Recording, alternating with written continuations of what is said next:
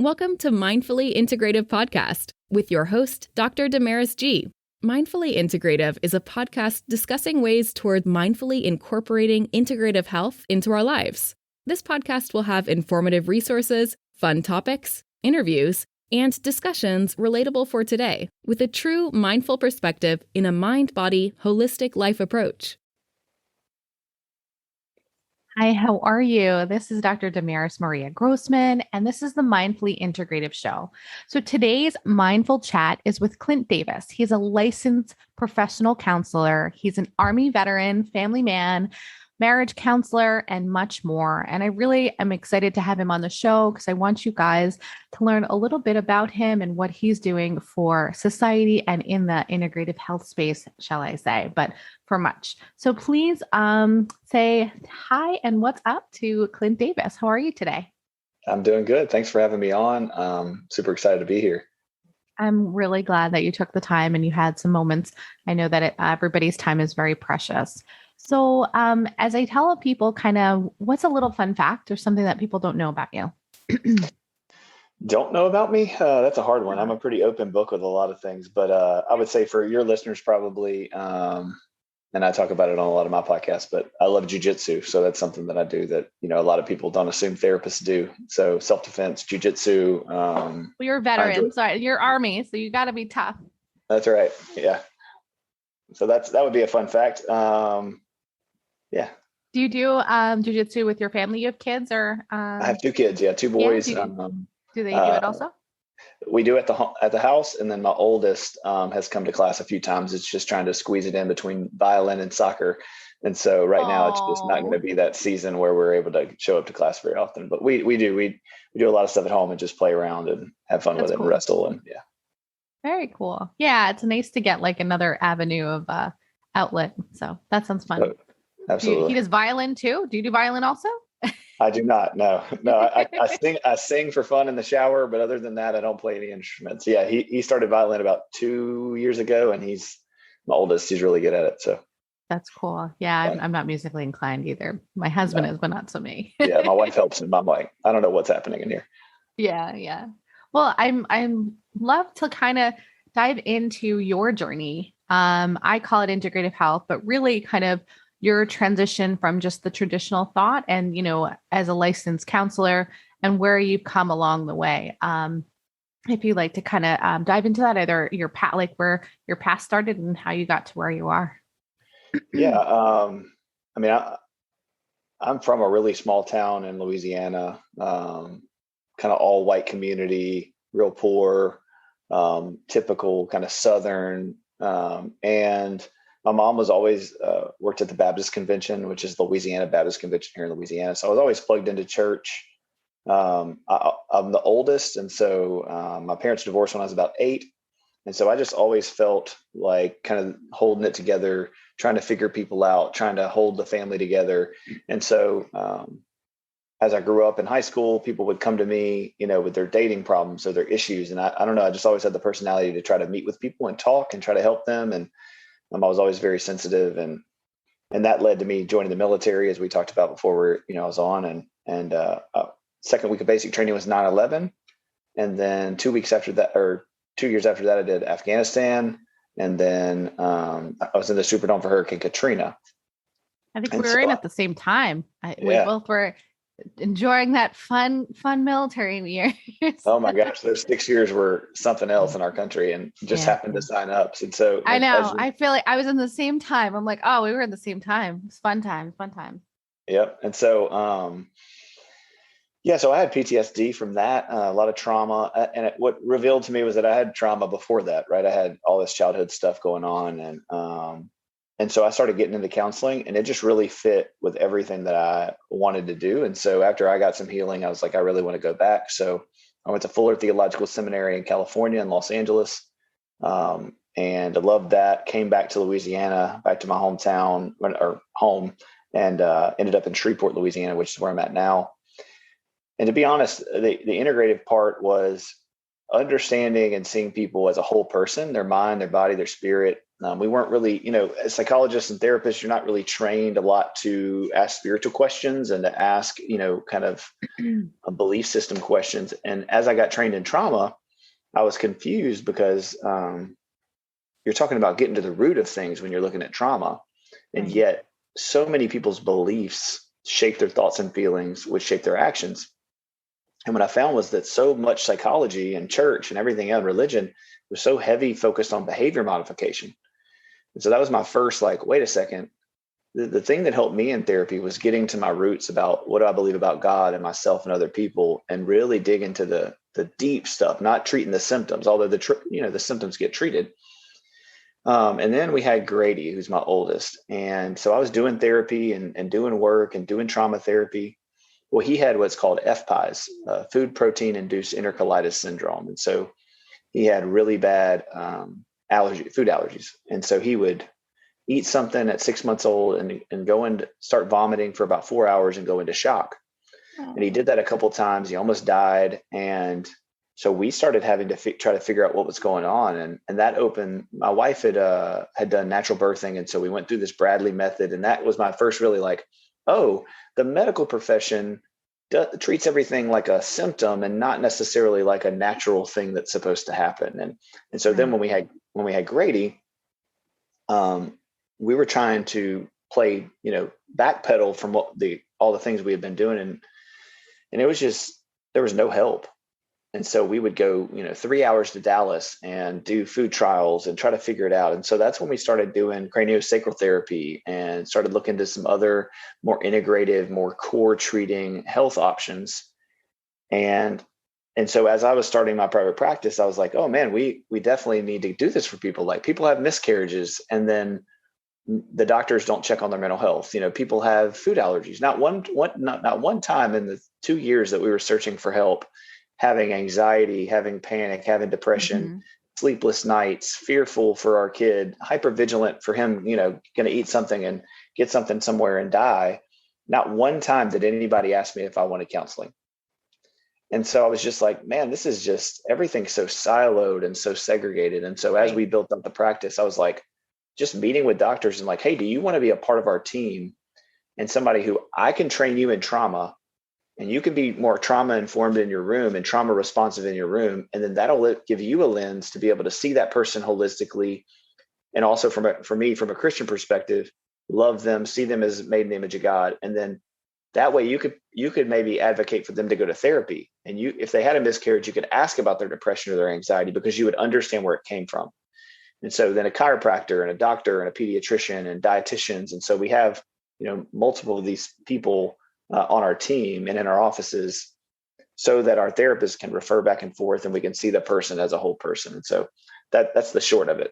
Oh, I love it. I mean, that's so beautifully, you came up to realize that there was a change, one, because your family, and then two, because you now are incorporating it within your office and trying to see these other, you're connecting the dots that aren't always there. So you're going this doctor and that doctor and saying, hey, why don't we have the conversation instead of them looking at an EHR, right?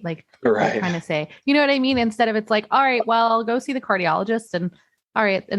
But hey, maybe there's something else going on. And I had just a small tidbit of what you're doing with your son. I mean, my son didn't have that extreme illness, but he had a really bad eczema, and I had to change his. Oh yeah. I had to change my pediatrician because us too. The pediatrician didn't understand that what we were putting, he had a severe dairy allergy and a soy allergy. The allergy was significant that it would mess his neurodevelopment, and I had to go to a completely different doctor because they, if you're not going to someone that gets it, you're like, oh, okay.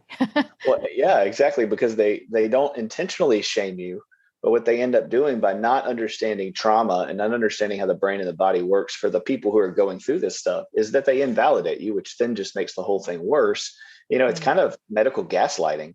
It's just so sad. Oh no, you're not, it's just a bellyache. Oh, it's just normal rashes. It's just normal this, or what are you not doing?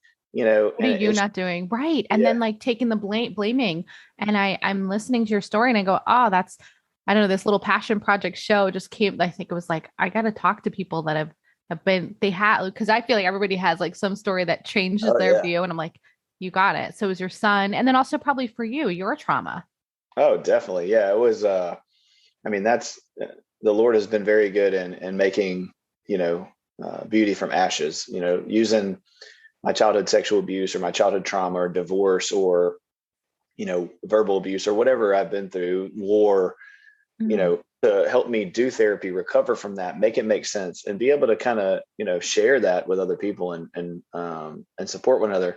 And for whatever reason, not be afraid to, kind of talk about those things in the open, talk about mental health, talk about our struggles, because we all have them. And so many of us just feel so burdened and chained down by feeling alone and isolated. And I'm the only one with this thing. And unfortunately, as you know, if you're not integrative, then that's what the systems do. They keep you in this little box, and they move you to another box, and that person sees you in that box. And that's not how God sees people. He sees them as a whole and as a whole being, mind, body, and soul. And so I see that movement in America. Thank goodness. I see there's people like you and people out there that are working hard to help people tell their stories and to be able to give people hope. So it's super encouraging.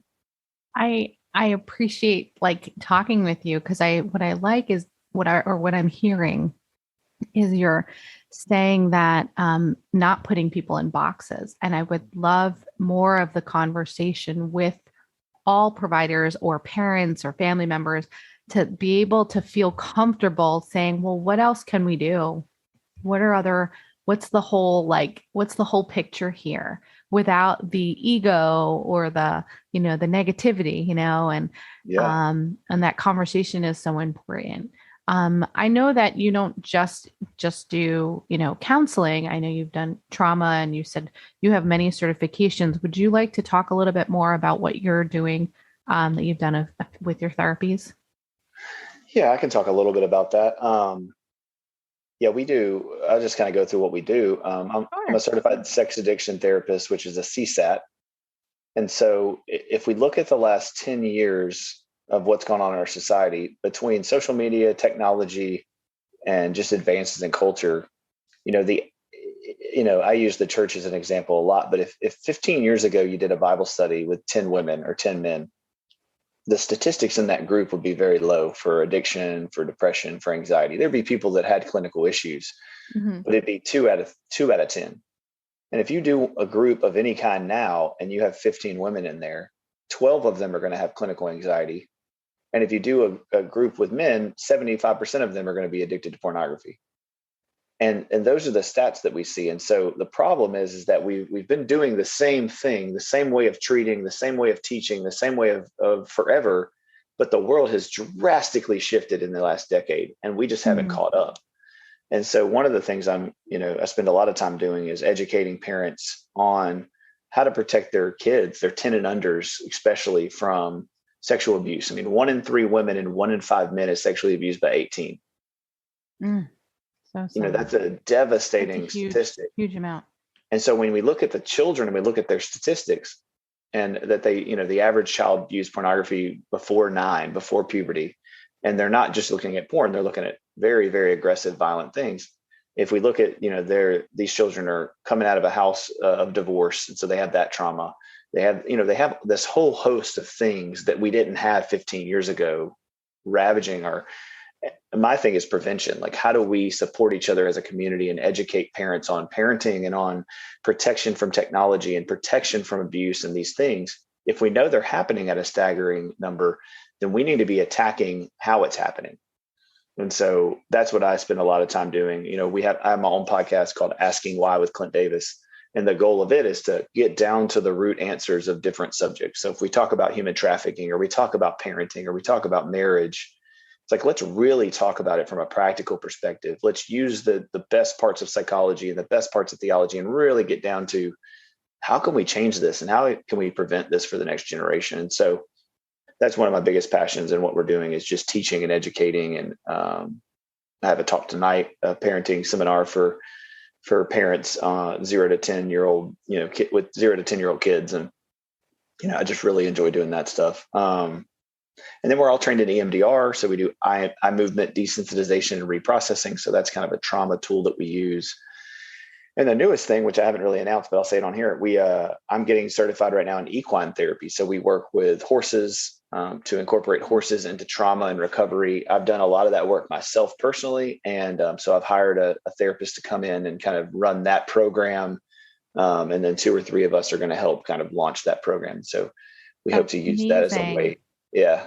I went to one for myself too with for trauma, like military too. And it was so, I didn't know how much the horses feel us.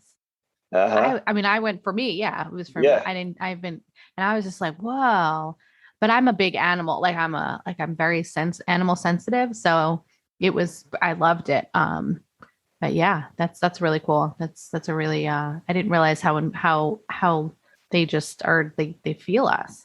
Yeah, definitely. If anybody's interested, they should Google equine therapy and kind of look it up. And the last thing I would say is that I'm also the director of recovery for a ministry called the Hub Urban Ministry. And so we have the Love Well, which is for poverty. So men and women in poverty and children in poverty. So we have a place where they come and they eat and they take classes and they can get education and they get, free things, but they have a card that they earn points on that gets them to be able to do those things. And then we have Purchase Not for Sale, which is to help women and families out of human trafficking. So we partner with local law enforcement, the FBI, and we have a program that I help write that lets these women go through a year program where they get counseling, they get recovery, they get all the support and meds and things they need to then be able to get it. And then the next year is them getting a job and getting equipped with those things. And so my practice helps with that counseling needs. Amazing. And that support too. You're really busy. Yeah. Yeah. I hate that word, busy in a good way though. I guess busy, you're right. You are very active and doing all these like active. That's a good way. Like nonprofit, for profit. There's so much wonderful work that you're doing. Yeah, it's definitely the Lord. Like I said, I feel very blessed in the sense of getting to use my story and my experiences to shape for good things instead of what they were doing in my life, which is shape for bad. I went through, 4 or 5 years of drinking and drugging and women and porn and all the things, not knowing that, those were all just coping mechanisms to cover up my pain. And I think once I realized, that God loved me unconditionally and was there for me and that so were other people in my life, that's where I really found that freedom to go, hey, let's not be ashamed. Let's stand and tell this story and give people hope. So I think that's amazing. Do you have an inspiring quote or mindful way that you want to, I would say mindful way, but a tip that you want to share with the audience? Yeah. I think what people really have to do is like I said earlier, we have to all realize if you're listening to this, that you got to get underneath your thoughts and feelings and really get to your beliefs. And so your beliefs are things like, I'm not good enough. I'm not worthy. I'm not pretty. This always happens to me. I'm a failure. I'm broken. And what I like to do is, my two are, I'm not good enough and I'm unknown. And so for me, I go into scripture, I go into whatever truth is out there for people. And I write that down and I write next to it what's true. Because if you're a human being, you have intrinsic worth and value. You're secure in God's care. There's nothing you can do to lose that. There's nothing you can do to earn that. That's just a truth. And so anything that says you're bad, you're not good, you're not worthy is a lie. And so what happens is I use this example Monday with some teenagers I was talking to. People take about 15 teenagers take about 15 pictures of themselves before they post one, right? Before they find the right one. Mm-hmm. And the problem is that it's not that we take that long. It's that 14 times out of 15, we said, you're not enough. So every picture that we look at, we light up that neural pathway of I'm not enough, of shame, of dopamine, of negativity in our brains. And then we post one picture. And so what I would challenge people mindfully is hold your thoughts captive, but you have to know what your thoughts and your beliefs are. So you can't fight the core and rewrite your story if you're not willing to lay and look and go, okay, man, I really say these horrible things to myself. And what you'll come to find is really it's only 2 or 3 things that you say to yourself in all the content. So it could be about sex or money or parenting or or career, but you're going to say those 1 or 2, 3 negative things in all those areas, which is amazing to be able to capture those, like, I'm not good enough, I'm unworthy, and then really laser focus in on those every day. What about that? Why do I believe that's true? Where did that come from? Where's the first time I heard that? Mm-hmm. And then have other people in your life speak against that. Say, hey, I'm really feeling not good enough, or hey, mom, I'm really feeling ugly. And then you have God telling you that you're not ugly. You have your mom telling you, your friends telling you, and then you have to tell it to yourself. And what that does is, instead of building up that negative neuropathway, you're building up that positive neuropathway. And your automatic response starts to be, when someone posts something or says something or has conflict, it doesn't start to affect your worth and value and identity. It starts to say something about their unhealth. And the healthier you get, when somebody's being unhealthy, instead of being offended by that, you go, man, this person's in pain. It has nothing to do with me. So how can I love that person? Because they obviously don't love themselves. And the cycle starts the other direction. Now, I'm not saying that's a perfect thing, but you start to be able to do the right thing 7 out of 10 times instead of 2 out of 10 times. But the fact that you're having the conversation of, you're looking at something and I mean, you just think about it, that negative thought, it's just like, oh, that person posted that. Oh, that's so me. And sometimes you're just like, how do I change that pattern? And you have to stop and you have to get past the thought into, what do I believe about myself, about God, and about other people? And if you don't identify those things, then you're just in a loop of behavior modification. So you white knuckle it for a while and you do good.